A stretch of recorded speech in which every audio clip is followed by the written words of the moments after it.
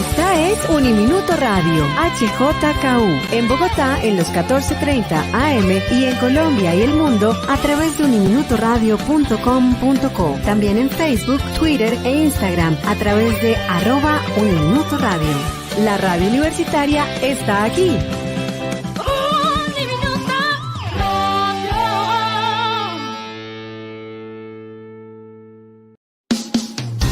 Uniminuto Radio presenta El Puente. Hola, ¿qué tal? Bienvenidos al Puente, un escenario donde se integran diversas voces. Un espacio de diálogo, creatividad y encuentro. Muy buen día.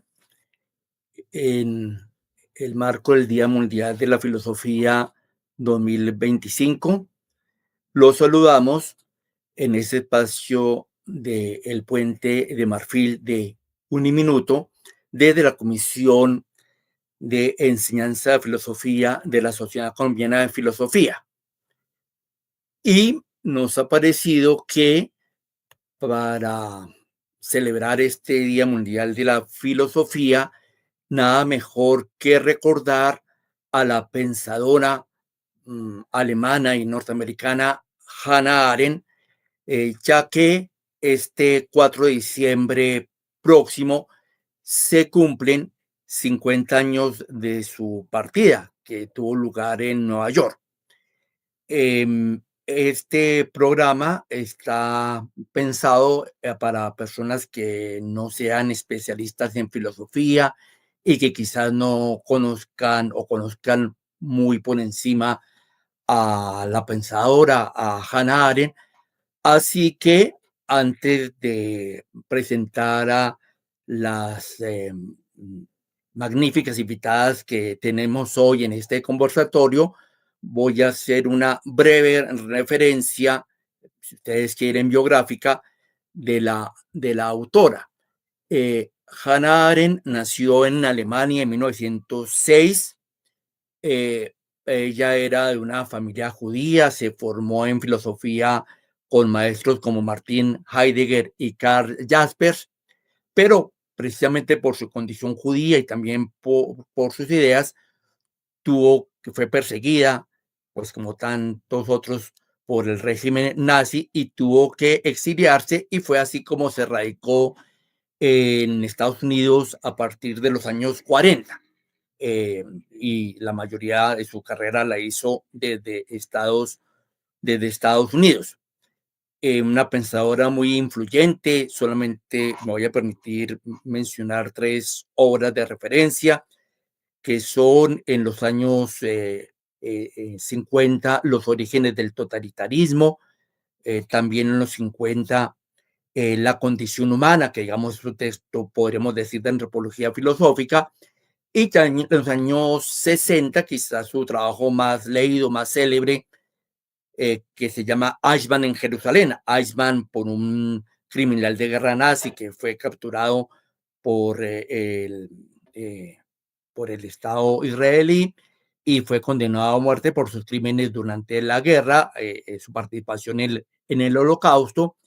Y Hannah Arendt hizo un reportaje que se convirtió en este libro, Eichmann en Jerusalén, que es muy influyente. Lo dejo simplemente como dato, como digo, para las personas que eventualmente apenas estén llegando a la autora, que, como hemos señalado, la recordamos a 50 años de su deceso en Nueva York. Entonces, dicho esto, me voy a permitir presentar a nuestras invitadas. En primer lugar, la profesora Beatriz Porcel. Beatriz Porcel nos acompaña desde Buenos Aires. Ella ha sido profesora de teoría política, pues digamos parecido a la propia Arendt, podríamos decir, y ha contribuido con trabajos tan importantes como el vocabulario Arendt, y es la directora actual de una revista que se edita en Argentina específicamente sobre Arendt, titulada Pescadora de Perlas. La profesora Porcel es profesora jubilada de la Universidad Nacional de Rosario en Argentina. Entonces, bienvenida, profesora Porcel. Muy buenos días.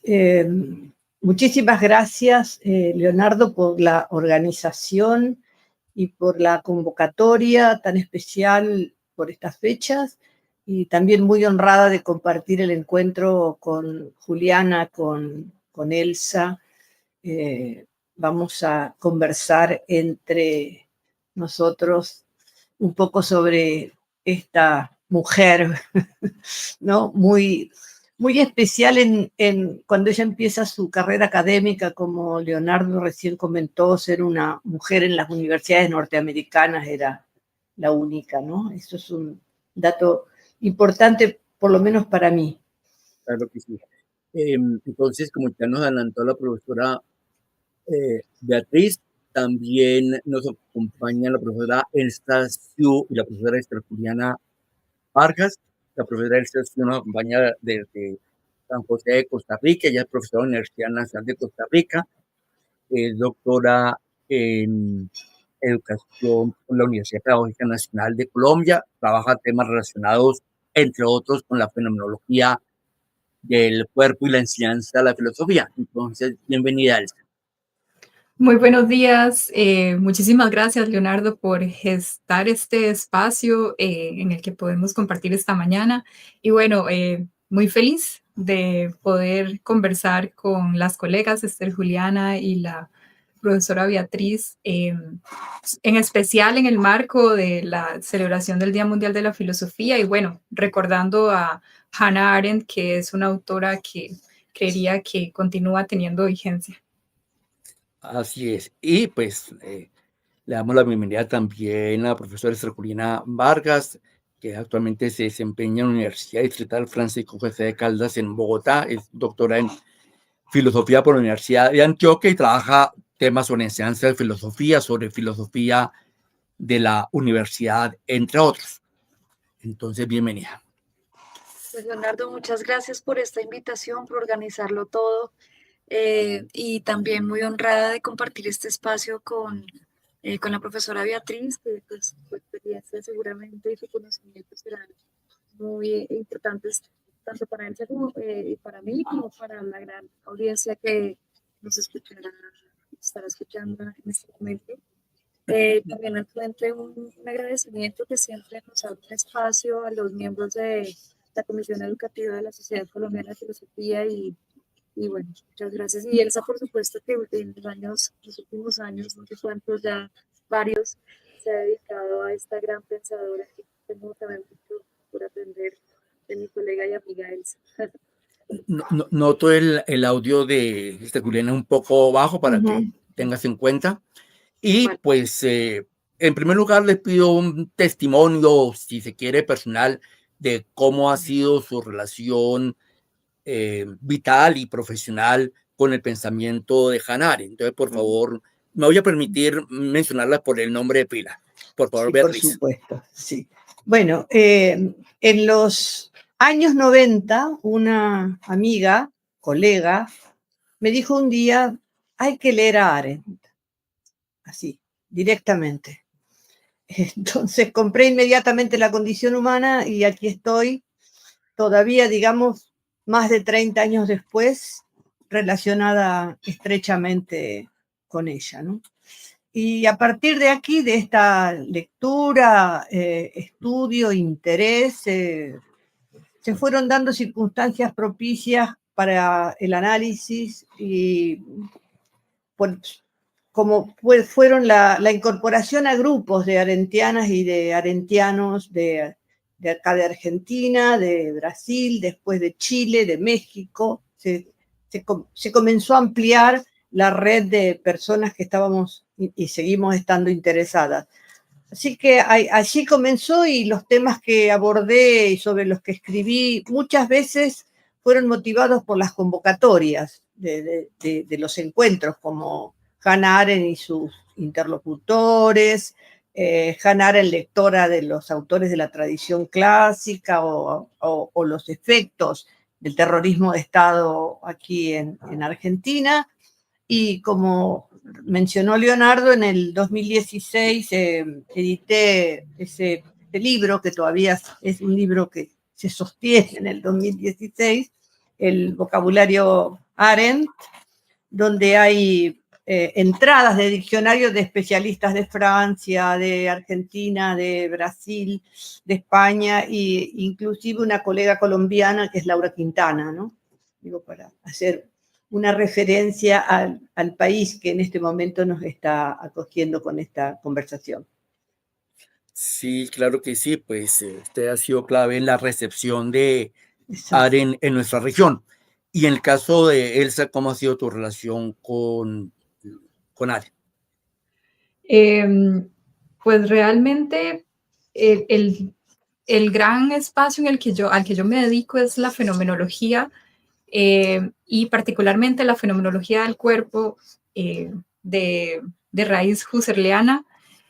Y bueno, pensando en cuáles fenomenólogas hay, cómo ha sido, cuáles autoras encontramos en el estudio de la fenomenología, es que precisamente Arendt aparece en este marco, y creo que no se la ha estudiado lo suficientemente como fenomenóloga, pero cuando la leo yo encuentro muchísima fenomenología en sus escritos.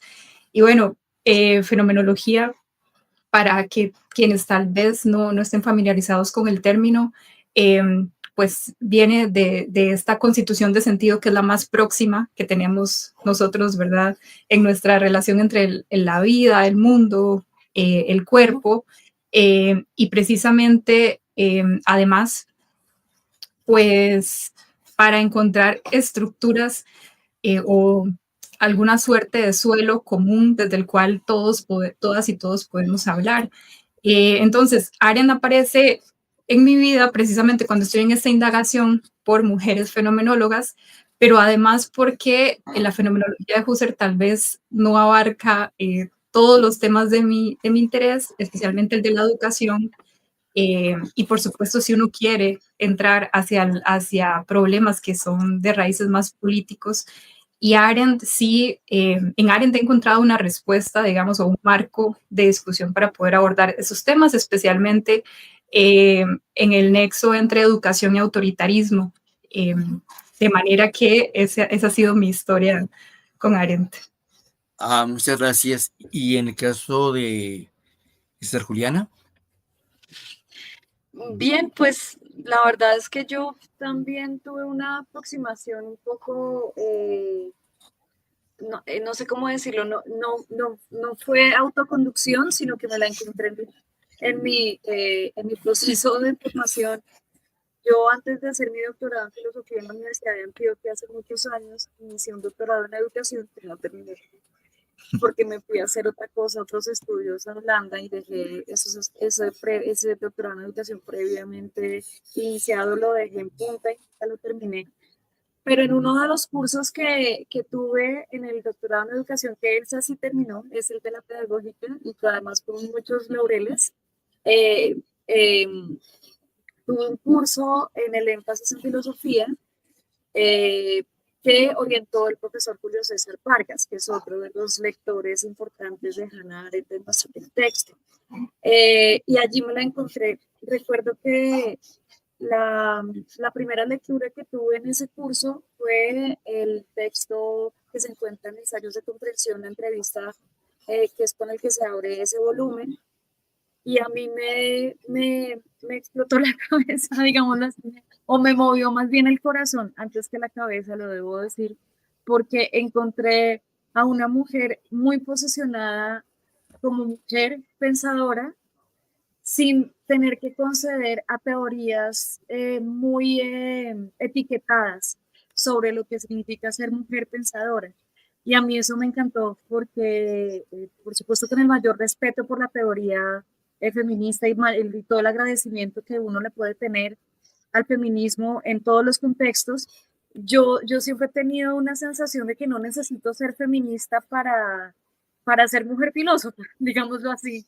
Y encontré en ese texto un camino muy, muy fascinante. O sea, esa posición que pone Arendt allí, me pareció fascinante, cómo ella se posiciona como mujer filósofa, digamos, al margen de las aclaraciones feministas, por decirlo de alguna forma. Entonces, esa fue la primera aproximación, pero luego un poco me acerca más al pensamiento de Arendt. Ya el doctorado que sí terminé, el que fue el doctorado en filosofía, allí me encontré también con el problema de la autoridad para pensar el asunto de la filosofía de la universidad, que es en lo que hice mi tesis doctoral. Y también este asunto ha sido para mí, digamos, uno de los más, o sea, de los que más me ha ilustrado, o el que más le he seguido la pista para trabajar temas de filosofía de la educación en intersección con filosofía política. Bien, Eso. muchas gracias. Pues a propósito de la entrevista que mencionaba Esther Juliana, que entiendo la entrevista en los años 60, muy célebre, y también en otras ocasiones Hannah Arendt es enfática en decir que ella no se consideraba filósofa, ¿no? Entonces a mí me gustaría escuchar, a nosotros nos gustaría escuchar a Beatriz, ¿qué implica que Hannah Arendt se negara a ser considerada filósofa para entender su ejercicio filosófico? Sí, esa entrevista es la conocida entrevista con Gauss de 1964, ¿no? Donde Arendt dice, no soy filósofa, no pertenezco, además dice, al círculo de los filósofos, mi profesión es la teoría política, no me siento en absoluto un filósofo, ¿no? Dejar de lado la disciplina, filosofía política, me parece a mí que se refiere sobre todo a problematizar la tensión entre los dos términos, ¿no? A una especie de quizá animosidad o de desconfianza que la filosofía mostró, y Arendt lo remite a Platón, hacia la política, ¿no? Ahí me parece que es donde ella se ubica en esos dos términos, tensionándolos e intentando buscar qué debe una a la otra o qué le quita o qué le resta una a la otra, ¿no? También Arendt dice, quiero ver la política con ojos no nublados por la filosofía, ¿no? Entonces, si nos atenemos a esto, es posible que la pensemos a Arendt como una teórica política que reflexionó siempre sobre experiencias y que no se volcaba a la reflexión abstracta, por lo menos en la mayor parte de su obra. Eso por una parte, pero también me gusta recordar que ella dijo de sí misma, soy una especie de fenomenóloga. Bueno, a Elsa que está interesadísima en este aspecto. Arendt dice de sí misma, soy una especie de fenomenóloga, y también dice, quiero desmantelar la metafísica, y estas dos son posiciones filosóficas, me parece que son claramente filosóficas. Lo más pertinente, siempre desde mi punto de vista, lo más pertinente en este caso sería dejar de intentar ascribirla a una posición o a un encuadre determinado, o si es teórica, si es una teórica, si es una filósofa, y mejor que nada fijarse en su propia negativa, dicha una y otra vez a etiquetarse, ¿no? Esa conocida pregunta que le hacen esos varones en Toronto en el 72-73, ¿qué es usted? ¿No? Bueno, que es un poco difícil de pensar, ¿qué es usted? Y ella dice, no lo sé, no pertenezco a ningún grupo. Me parece que ahí es donde habría que, por lo menos donde a mí me gusta pensarla, y que para nosotras y nosotros es una filósofa, y bueno, nada, eso de pensar dónde está puesta, ¿no? Si acá o allá, eso. Me parece que más que nada mantener esa tensión entre los términos, ¿no? Sí. Entre la filosofía y la política, y no encuadrarla, digo, hacerle caso a lo que ella siempre dijo, ¿no? No pertenezco a ningún grupo, no soy esto, no soy lo otro, no sé qué soy. Bien, es una... Muy bien. Muy bien, gracias. A propósito de la ubicación, pues no seré yo en este foro quien hable de la ausencia, de la exclusión de las mujeres, por ejemplo, en las historias de la filosofía.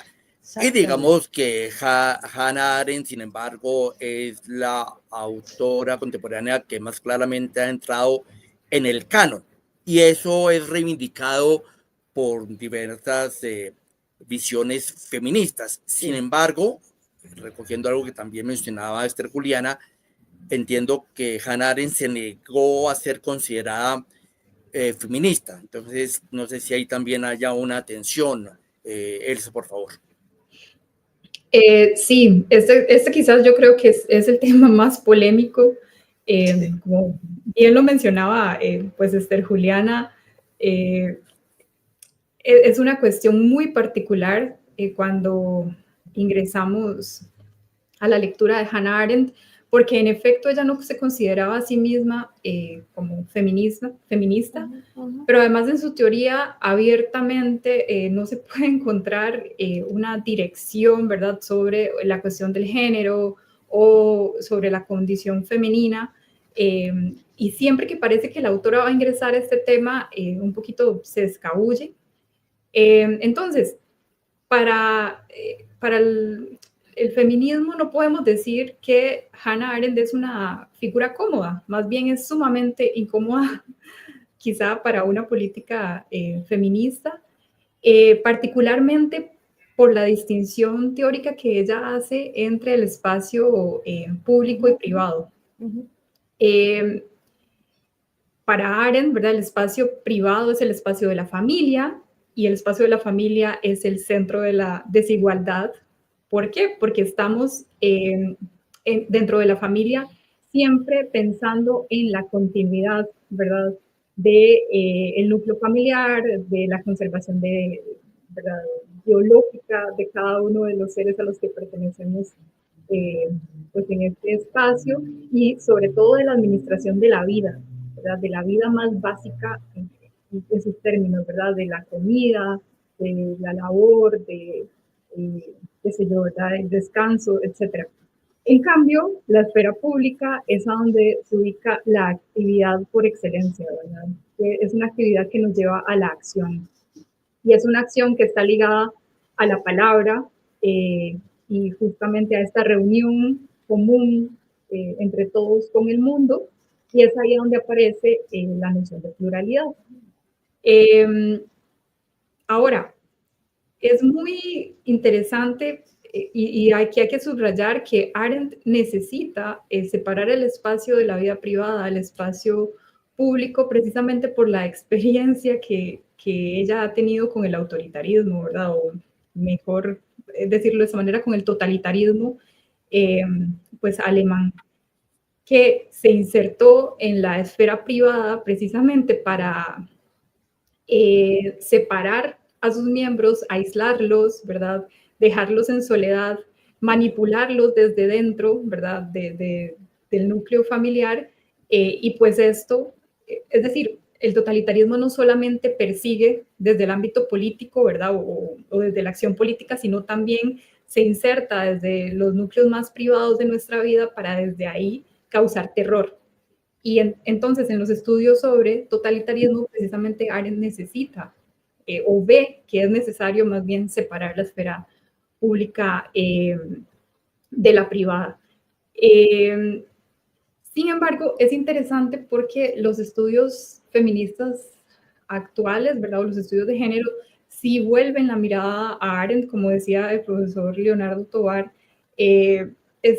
Igual ella pertenece al canon, ¿verdad? Necesitamos pasar por Arendt para pensar también ciertas cosas. Y bueno, hay estudios actuales del feminismo en Arendt sobre la corporalidad, como mencionaba la profesora Beatriz con la profesora Quintero, perdón.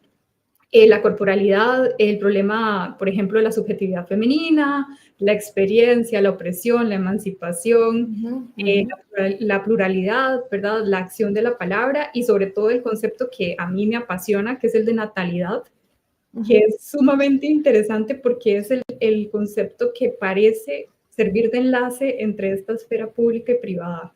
Se los menciono, ¿verdad? El concepto de nacimiento para quienes les interesa, pues seguir indagando sobre esta línea. Y yo creo que igual si hay una guía fuerte, digamos, en Arendt sobre cómo poder pensar el género y pues el feminismo, ¿verdad? Aunque no abiertamente ella se adscribiera al movimiento, que creo yo que por ahí iban más sus críticas. Sí, muchas gracias. Y a propósito de ubicar a la pensadora, otro asunto en debate puede ser su, llamemos, adscripción ideológica. Yo recuerdo que en los 80 Arendt era vista con prevención desde sectores conservadores como muy a la izquierda, para emplear esa típica topología, ¿no? Como demasiado progresista, pero tengo la impresión de que más contemporáneamente algunas más bien la ven como conservadora, quizás a la derecha. No sé si eso valga la pena, pero para ubicar a las personas, ¿cómo podríamos ubicar, valga la redundancia, ideológicamente a Hannah Arendt, Esther Juliana? Pues yo retomaría un poco la explicación que hizo la profesora Beatriz hace un momento. Me parece que una de las cosas más valiosas, o al menos una de las cosas por las que yo más aprecio a Arendt como pensadora, fue, si se quiere con terminología fenomenológica, como poner en suspensión toda clase de etiquetas para pensar los asuntos, con lo cual gana, aunque ella no lo diga, digamos, en esos términos, pero digamos, aprovechando que está Elsa aquí, ¿no? Como me refiero con esas herramientas conceptuales a como yo veo a Arendt, ¿no? Que es verdaderamente acercándose a los problemas o a los asuntos, a las cuestiones de investigación por sí mismas, al margen de las etiquetas de género o las posturas, digamos, partidistas políticas, sí, partidistas directamente o algo así. Yo diría que sí es verdad que Arendt tiene un gran valor, y no sé si eso se ha considerado como una postura conservadora. Tiene un gran valor, encuentra un gran valor en la tradición para pensar los asuntos, y entonces esa retoma, si se quiere, o sea, esa revisitación a los conceptos por vía tradicional, pues es muy valiosa, pero no sé si sea por eso que se le considere conservadora. Es la única especulación que ingenuamente hago al respecto. Evidentemente, por ejemplo, defiende cierta forma de tradición cuando se posiciona en relación con la educación, con los asuntos educativos. Por ejemplo, en la crisis de la educación dice que la educación de hoy en día precisamente está muy mal porque con las banderas del progresismo lo que estamos es infantilizando a la sociedad misma, en fin. Aunque bueno, no lo dice con esas, bueno, la infantilización sí lo dice, sí, tal cual, pero no necesariamente, digamos, estás como discutiendo con la pedagogía, si se quiere, más progresista, ¿no? O los conceptos políticos mismos, pues los revisa desde la tradición. Sin embargo, lo que uno encuentra en la autora es una profunda defensa de formas de vida en común que no se identifican con un pensamiento de derecha o conservador, sino más bien lo contrario, es decir, la defensa del pluralismo, la lucha contra el autoritarismo, la acción política y la libertad. Distan enormemente de una postura, digamos, de derecha. Sin embargo, tampoco eso la pone automáticamente inscrita en la izquierda, ¿no?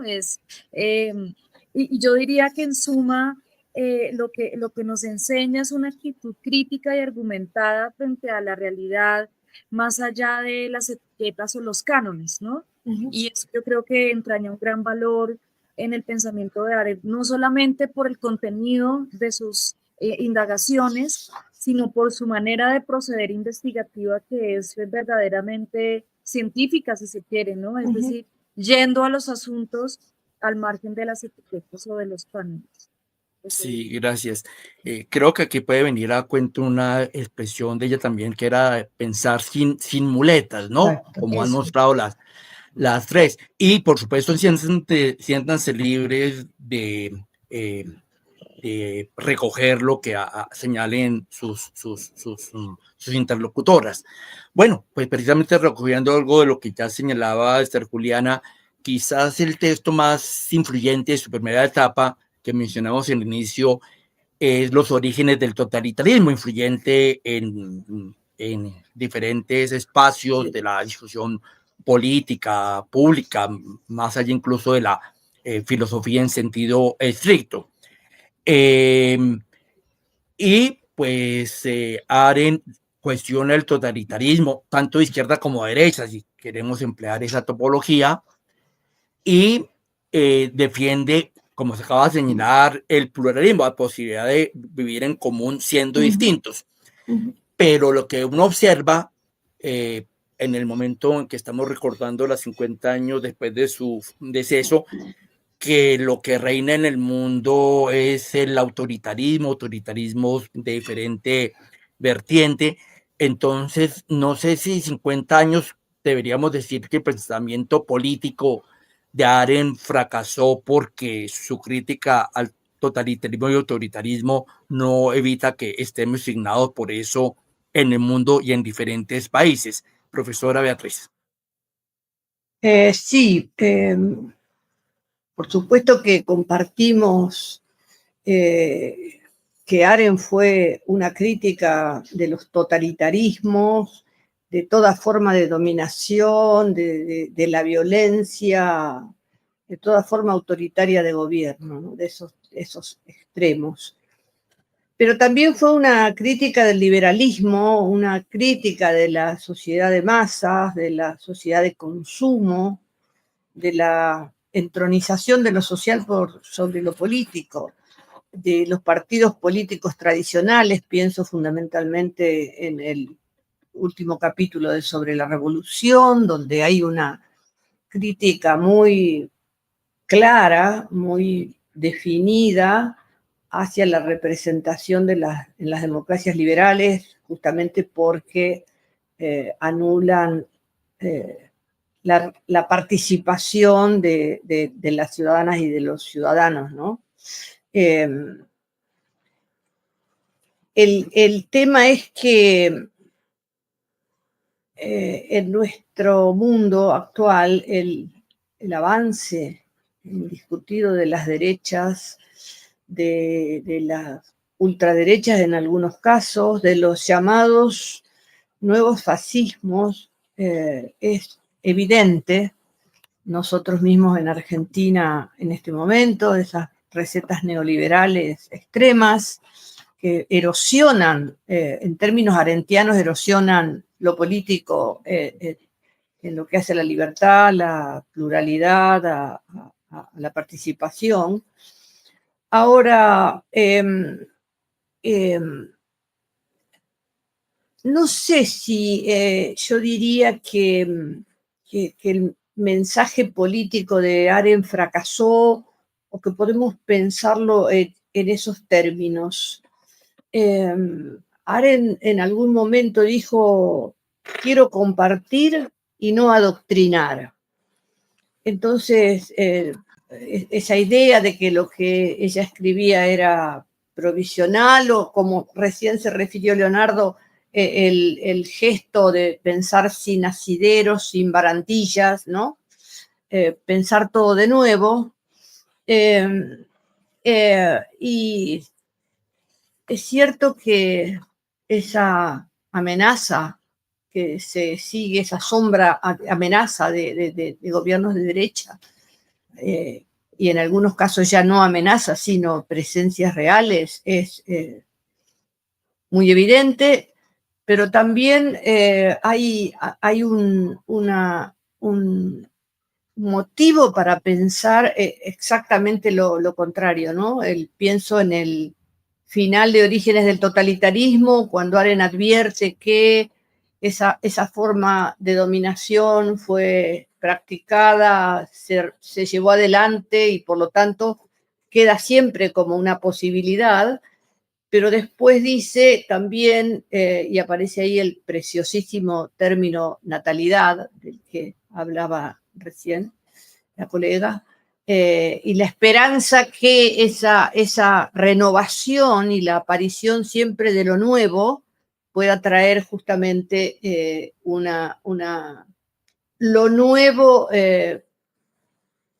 no negro, sino lo bueno republicano, lo bueno participativo, lo bueno plural, formas de dominación no como las que conocemos, sino participativas, ¿no? Una participación que vaya de abajo hacia arriba y no al revés, como también le gustaba pensar a Arendt.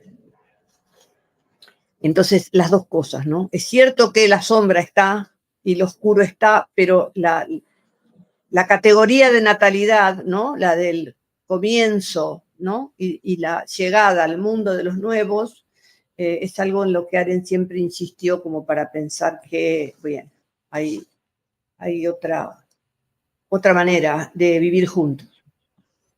Bien. Muchas gracias. Por supuesto, era una pregunta en tono provocador, ¿no? Esto de hablar del Sí. fracaso, ¿no? Sí.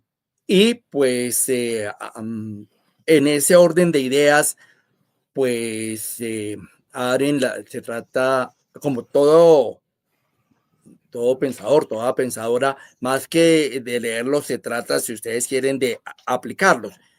Entonces, en ese sentido, le pregunto a Elsa, ¿cómo puede contribuir la lectura de Arendt a la educación democrática y pluralista en nuestros tiempos?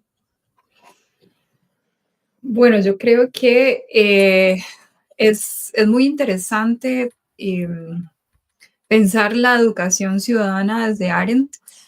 Primero, por el concepto que ya todos ustedes han mencionado, que es el de pluralidad, que es una pluralidad que va más allá de una simple diferencia, sino que es una pluralidad que, si se quiere, se hace efectiva cuando cada uno y cada una de nosotras toma la palabra y desde ahí marca estos nuevos comienzos y determina, digamos, o posiciona fuertemente justamente el estar aquí en el mundo junto con otros y pensar un mundo pues en común que tenemos que compartir. Entonces, para formar en democracia, pues en Arendt sería justamente fortalecer la acción política en cuanto ¿verdad? Una actividad de cada quien, de cada una y uno de nosotros, ¿verdad? Y esto sí se puede trabajar, creo yo, desde la escolarización o desde cualquier espacio comunitario para pensar la democracia. Saber que va más allá de la democracia representativa, sino que cada uno de nosotros, ¿verdad? Debería de involucrarse porque cada uno de nosotros es un actor político. Entonces, precisamente, digamos que Arendt estaría de acuerdo con en expresar, digamos, el desacuerdo, en resistir, por ejemplo, al conformismo a partir de una ciudadanía que sea activa y responsable. Es como si la democracia dependiera de esta responsabilidad ciudadana de saberse actor político y que tiene que estar siempre involucrado pues justamente en la política. No podríamos simplemente renunciar, digamos, a este espacio. Entonces, yo creería que pues apuntaría a una noción de ciudadanía activa y responsable que va más allá del voto, la elección. No está hablando de eso, sino está hablando de cuál es el mundo que compartimos, cómo lo queremos pensar, qué queremos de él, y saber que esa novedad que cada quien trae desde el momento en que nace, pues de alguna manera puede hacerse, puede concretarse a partir de la reunión con otros y del decir, ¿verdad? Y el hacer justamente en espacios políticos. Bueno, y en términos más generales, en el ámbito educativo y especialmente para pensar la universidad, ¿qué elemento podemos retomar de Hannah Arendt, Néstor Juliana? Pues la sensación que yo tengo con Arendt es que ella escribió menos de lo que yo hubiera deseado que contara, porque con esa mente tan brillante, esas ideas tan agudas, encontramos realmente, pues, o sea, uno está como pegándose de algunos textos para armar, digamos, como para cosechar, digamos, lo que ha escrito, no tiene como una obra sobre lo educativo, es muy extenso. Sin embargo, las ideas que apunta en algunos textos, bueno, quizás los más recurrentes cuando uno habla de estos temas son los que se encuentran entre pasado y futuro, el de la crisis de la educación y que es la autoridad y alguno que otro más. Entonces hay menos de lo que uno quisiera encontrar.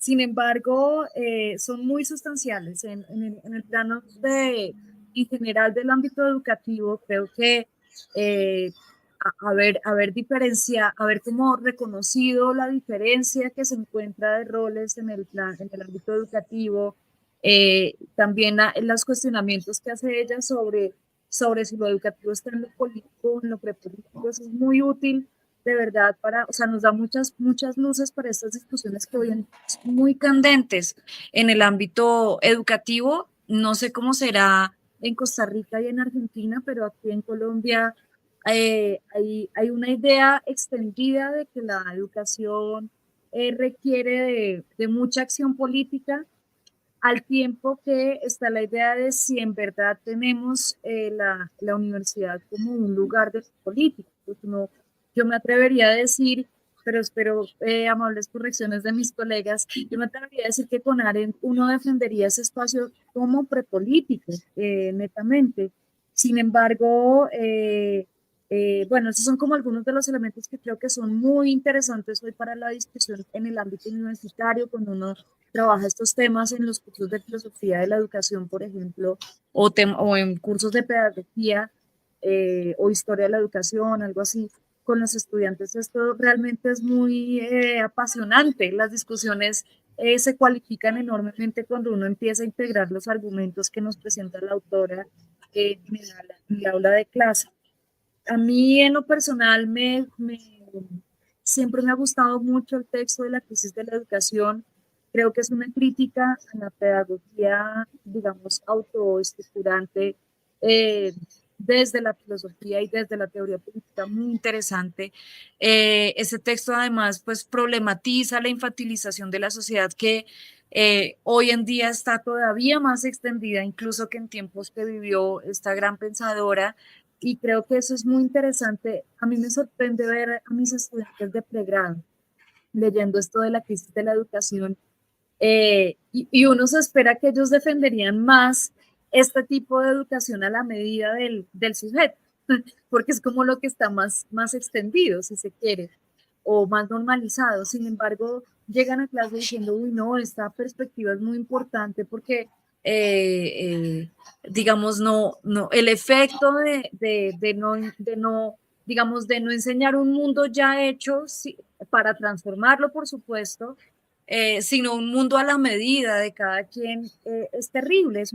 Los efectos que estamos viendo pues son muy discutibles y son muy criticables, ¿no? Entonces, y los mismos estudiantes que son esos jovencitos que digamos han sido más protagonistas en este tipo de educación un poco a la medida, si se quiere, pues son los mismos defensores o encuentran en Arendt unos buenos instrumentos como para replantear estos horizontes, ¿no? Uh-huh. Es decir, uno que ya, pues yo con respecto a mis estudiantes soy muy mayor, con respecto a mis estudiantes de pregrado.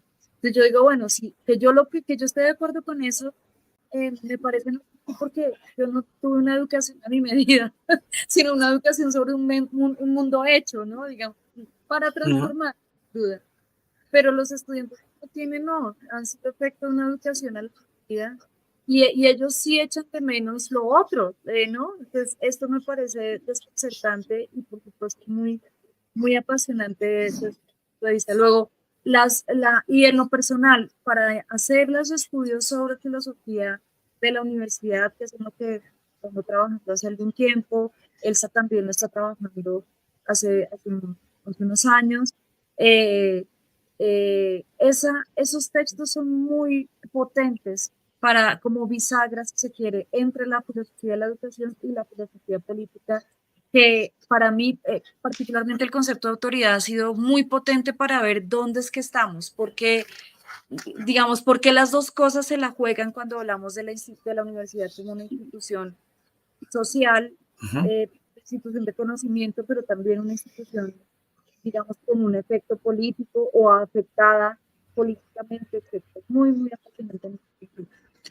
Muy bien, ya el tiempo en el programa del Puente de Unito Radio va avanzando, así que ya vamos a ir concluyendo, pero quiero dejarle pues un minuto a Beatriz para que nos comente de esa experiencia, la revista Pescadora de Perlas de Estudios Arentianos, y para comenzar, ¿por qué ese nombre de la revista? Y si quiere también dar su conclusión sobre, muy breve, sobre qué nos enseña Hannah Arendt. Ok, gracias. Creo que lo más importante de lo que yo pueda decir en este programa es justamente difundir nuestra revista, ¿no? La revista que se llama Pescadora de Perlas, revista de estudios arentianos, que ya tiene 4 números completos, y que es un trabajo colaborativo de muchas personas interesadísimas en la obra de Arendt de varias universidades, la de Rosario, la de Córdoba, General Sarmiento, La Plata, la UBA, donde convivimos personas de diferentes edades, diferente formación, pero en un mismo objetivo, que es difundir las ideas de Arendt. Ahora brevemente voy a decir. El título de Pescadora de Perlas está tomado de una caracterización que Arendt hace del escritor Walter Benjamin, que era muy amigo de ella. Ella dice que Benjamin buscaba lo nuevo en el pasado como el pescador de perlas. Entonces pensamos que ella misma, Arendt, cumple con esa figura, no con la idea de resucitar, ¿no?, tiempos ya muertos, sino buscar aquello que la tradición olvidó, rescatar perlas, ¿no? Siempre en relación con eso nuevo, con esa promesa que es la de la natalidad, como ya dijimos varias veces. La revista se hace eco muy especialmente de los problemas actuales, por eso hay un primer número dedicado a orígenes del totalitarismo, el segundo a los republicanismos, el tercero es una discusión sobre los feminismos contemporáneos, y el último editado es sobre la libertad, un poco para disputar con ciertas formas de la derecha y del neoliberalismo que usan la palabra libertad en un sentido muy distorsionado, muy desfigurado, como libertad del mercado. Entonces quisimos en este número rescatar justamente una idea de la libertad política en el sentido arendtiano.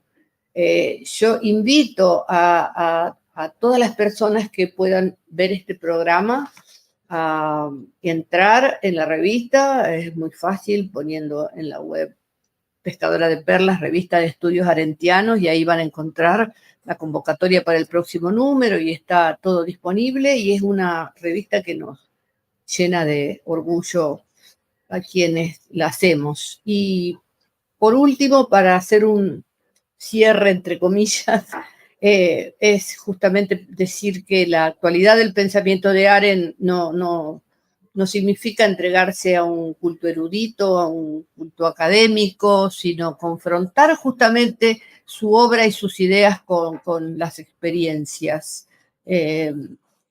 Tomar la fuerza crítica que siempre tuvo para problematizar este mundo, ¿no? No aplicar conjunto de sus ideas, no se trata de aplicar al presente de manera mecánica, sino justamente la actitud abierta para eso que ya dijo, solo quiero comprender, me interesa comprender y saber lo que estamos haciendo, cada vez más necesario en estos tiempos oscuros, como sabemos. Eso es todo y después vamos a agradecer. Bien, muchas gracias. Yo creo que podemos dejar en la caja, creo que así se denomina cuando en la emisión de YouTube, el link de la revista, que vale la pena conocerla, en términos más de especialistas, pero también de gente que se está iniciando. Exacto. Muy puntualmente, Esther Juliana, ¿cuál consideres que es la principal enseñanza de Arendt? Digamos, en términos de la investigación, de la actitud filosófica, es estudiar los temas, ya lo mencioné antes, estudiar los temas por sí mismos, digámoslo así, más allá de etiquetas, pero eso también lo paso yo al plano personal, y aquí me excuso por ser autorreferencial, pero a mí me encanta en esa entrevista cuando Arendt dice constantemente, yo he hecho lo que yo he querido. Eso lo escuché yo muy temprano, la primera lectura que tenemos al principio de mi intervención de este programa, lo escuché hace muchos años en mi vida, que en lo personal me llegó en un momento muy confuso, y yo dije, esto es lo que hay que hacer lo que uno realmente quiere hacer, al margen de todas las etiquetas, y hacerlo con mucho esmero y con mucha disciplina y dedicación. Creo que eso es una de las cosas más inspiradoras de esta autora, independientemente de su pensamiento filosófico y político, que es muy potente, sin lugar a dudas.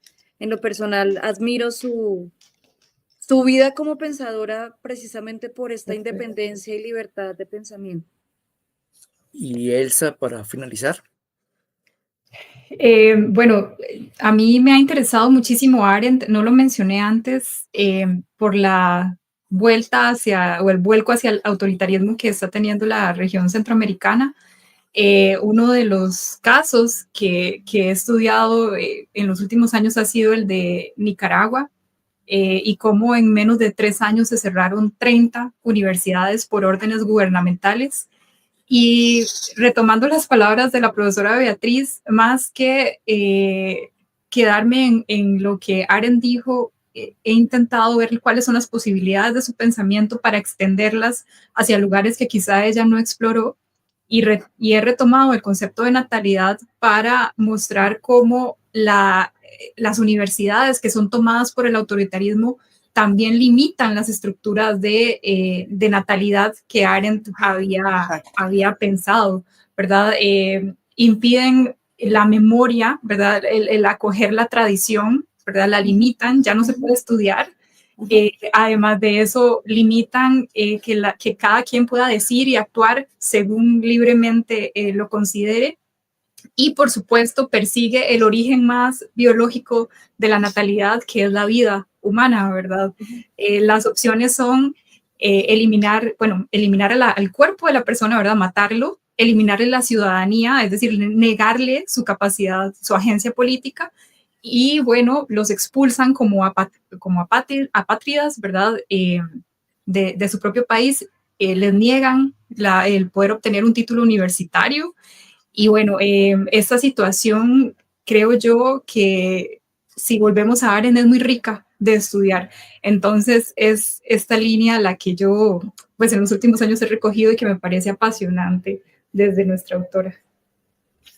Así es. Entonces, desde la Comisión Educativa de la Sociedad Colombiana de Filosofía, reiteramos los agradecimientos a Esther Juliana, a Elsa, a Beatriz, en este diálogo para recordar a Hannah Arendt 50 años después de su deceso, y agradecemos de nuevo al programa El Puente de Marfil la acogida. Muchas gracias a todas. Muchas gracias, qué gusto. Gracias. Muchísimas gracias, ha sido un encuentro muy fructífero y muy contenta de conocerlas y de conocer a Leonardo. Muchísimas gracias. Igualmente. Chao, chao. Esta es Uniminuto Radio, HJKU, en Bogotá en los 14:30 AM y en Colombia y el mundo a través de uniminutoradio.com.co. También en Facebook, Twitter e Instagram a través de @uniminutoradio.